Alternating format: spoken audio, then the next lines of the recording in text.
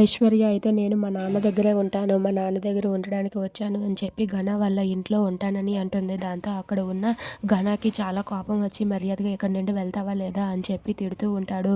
దాంతో అక్కడ ఉన్న ఐశ్వర్య మాత్రం నేను ఇక్కడి నుండి కదిలే ప్రసక్తే లేదు, ఇక్కడే ఉంటానని అంటుంది. ఇక అక్కడ ఉన్న ఈశ్వరి అయితే రే దాంతో మాటలేంటి, మెడ పట్టుకుని బయటకు గెంటేయడం మానేసి అడ్డమైన వాళ్ళందరూ కూడా వచ్చి మనకు వార్నింగ్లు ఇవ్వడం ఏంట్రా, మెడ పట్టుకుని బయటకు గెంటేయి అని చెప్పి ఈశ్వరి అంటుంది. ఇక ఆ మాట వినగానే వెంటనే అక్కడ ఉన్న ఘన అయితే నేనే మెడ పట్టుకొని బయటకు గెంటేస్తాను అని చెప్పి ఘన వెంటనే ఐశ్వర్య దగ్గరకు వెళ్ళి తన మెడను పట్టుకోబోతాడు.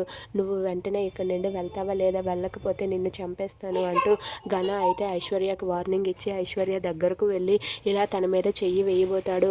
దాంతో అక్కడ ఉన్న సుధా అయితే సార్ నేను చెప్తాను సార్, ప్లీజ్ సార్ మీరు చెయ్యొద్దు సార్ అని చెప్పి అంటాడు.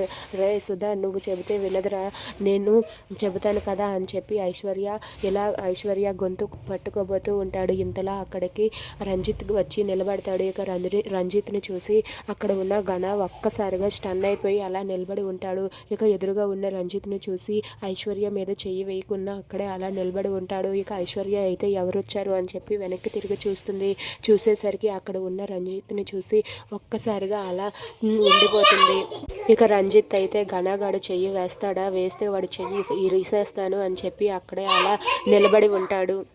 దాంతో అక్కడ ఉన్న ఐశ్వర్య అయితే ఏం భయపడకుండా ధైర్యంగా నిలబడి ఉంటుంది. ఇక ఘనగాడైతే మీకు వీడిని చూసుకునే కదే మీకు ఎంత ధైర్యం, నేను మీ ధైర్యాన్ని అణిచేస్తాను, మీ పొగరును కూడా అణిస్తాను, చూస్తూ ఉండండి అని చెప్పి అక్కడ ఉన్న ఘన ఐశ్వర్యకు వార్నింగ్ ఇస్తాడు. దాంతో ఐశ్వర్య అయితే నీకెవ్వరూ భయపడరు, నేను మా నాన్న కోసం వచ్చాను, మా నాన్న కోసం నేను ఇక్కడే ఉంటాను అని చెప్పి ఐశ్వర్య ఘనతో చాలా గట్టిగా అంటుంది.